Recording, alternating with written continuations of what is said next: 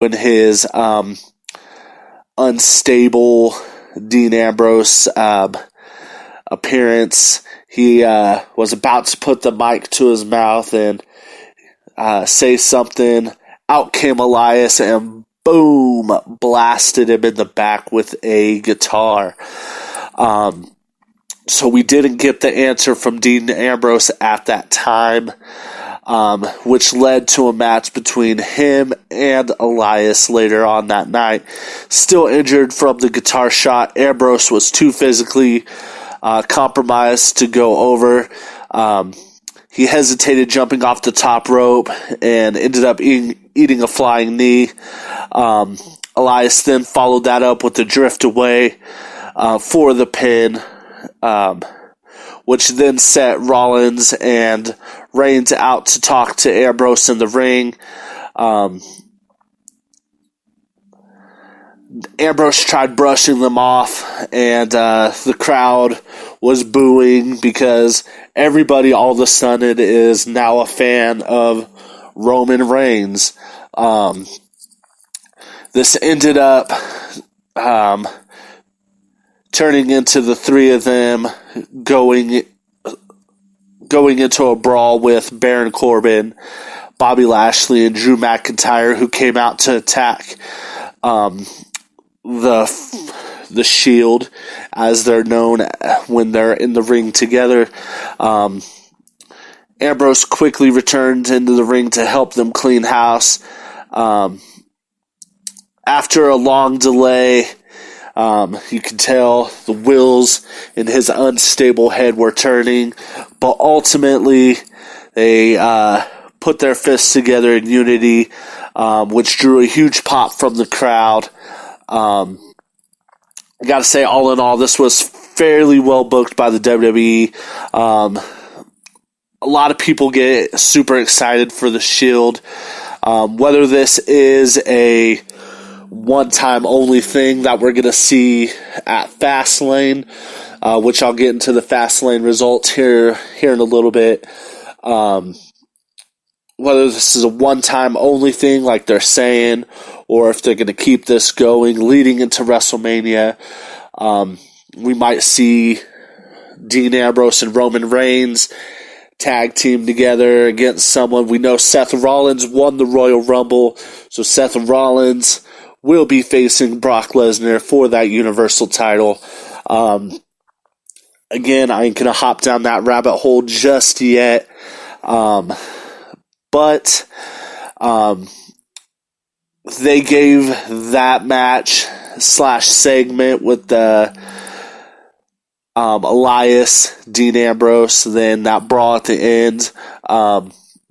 CBS Sports rated that a B+. Excuse me, I'm like getting all choked up here. But I'd have to agree, it was a pretty solid segment. Sorry. Then we had Triple H addressing Batista's actions from the week before. If you didn't catch Raw 2 weeks ago, it was Ric Flair's 70th birthday party, and in order to get Triple H's attention, Batista beat the shit out of a 70-year-old Ric Flair, drug him out, and said, "I got your attention, Hunter. Do I? I got your attention." So this is ultimately going to lead up to a match between Triple H and Batista at WrestleMania. This was this topic that I discussed on the Smart Mark podcast, but I'm going to go ahead and discuss it a little more right now. A lot of people don't want to see Triple H versus Batista. Heavy D over at the Smart Mark podcast said that he would want to see this as like a show, like a kickoff show match, that if WrestleMania was a little bit shorter of a pay-per-view, because WrestleMania used to be 3 hours. I believe it's now 5 hours. So they got a lot of time to fill.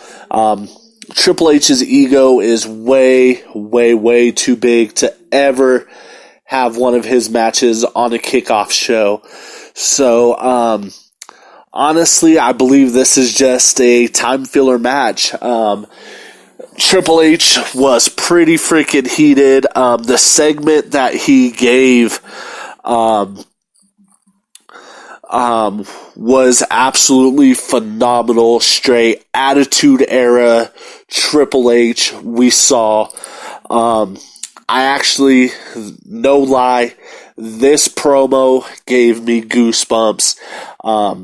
I've been a big Triple H fan for a long, long time. I've had my ups and downs with him, as everybody does at one point with their favorite wrestlers, but Triple H has always been up there in my favorites, and he ended up going on to hammer Batista for some real-life offenses, which included crying online for 2 years about his want for a WrestleMania match and quitting WWE each time he didn't get a response from the fans that he hoped for. And that's actually something I make fun of. I call him Bitch Tista because the first time he got his ass whooped by 100-year-old Bret Hart, and then in the middle of the ring, I quit. And then won the Royal Rumble, went on to face Randy Orton and Daniel Bryan, lost that match, boom, quit again. So he is exactly that. He is Bitch Tista. Triple H ended up saying that he hopes that Batista has the balls to actually show up at Raw, and told him, when you look into my eyes, you ain't looking at the character Triple H. You ain't looking at the gimmick, the what we're used to seeing. He said, you're looking at the man. And he got quite the pop out of that. Like I said, this was probably one of the best segments, promos, that I've seen on Raw in a really long time.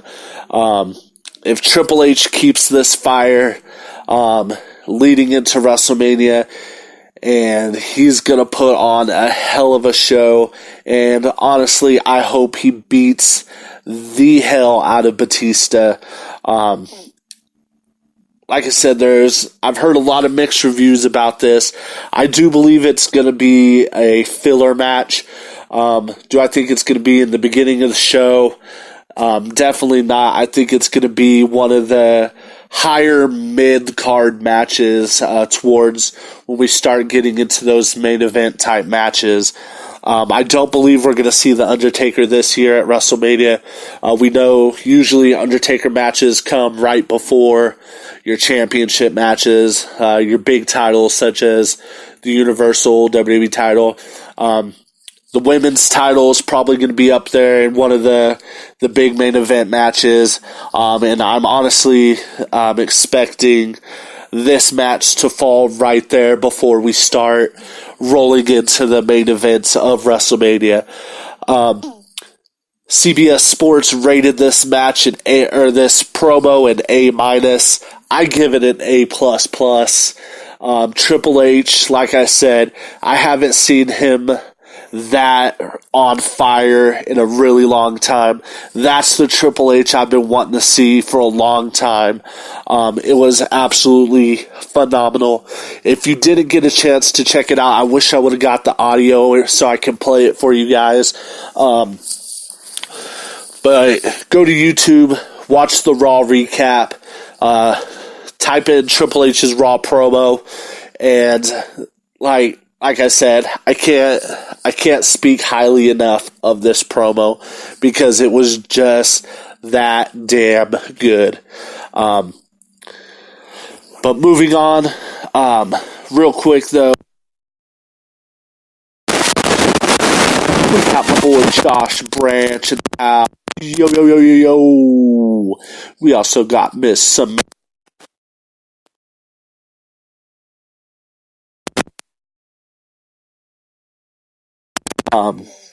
But moving on, we also had a triple threat, or not a triple threat, we had a 6-man tag match. It was Bobby Lashley, Baron Corbin, and Drew McIntyre defeating Finn Balor via pinfall. It was Finn Balor, Braun Strowman, and Kurt Angle in the 6-man tag. It was a solid match, man.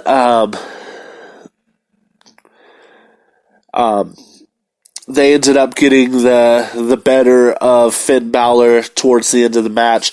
Braun Strowman ended up putting himself and Bobby Lashley's little mouthpiece, Lio Rush, put both himself and Rush through the barricade. Mr. Roboto, Kurt Angle, was outside the ring. And then the numbers game caught up with Finn Balor, and they were able to pick up the win. Kurt Angle, man, he's always been up there in my favorites as well. But Kurt Angle now, definitely not. He can still suplex like no other. Kurt Angle can hit a German suplex with the best of them. But other than suplexing someone, he is like super stiff now. And just like, it makes me sad because I've been watching a lot of the WWE Network. I started in 1989, and I'm now into 2002, I believe. I've watched every pay-per-view, the whole Attitude Era, and Kurt Angle was absolutely phenomenal, man. We saw some of his best matches back then. I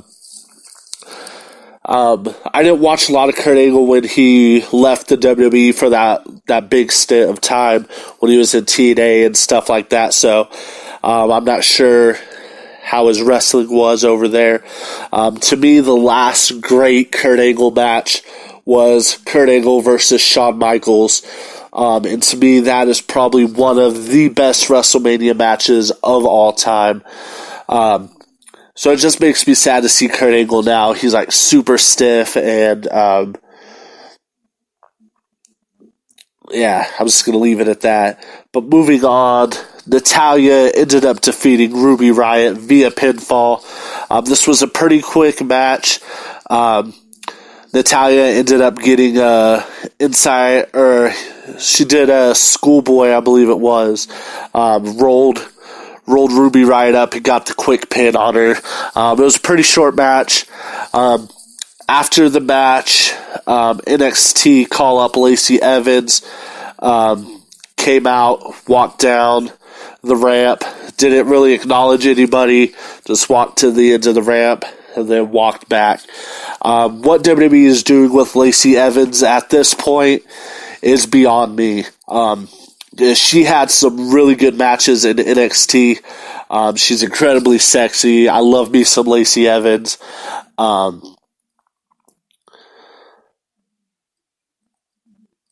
So, like, I have no idea what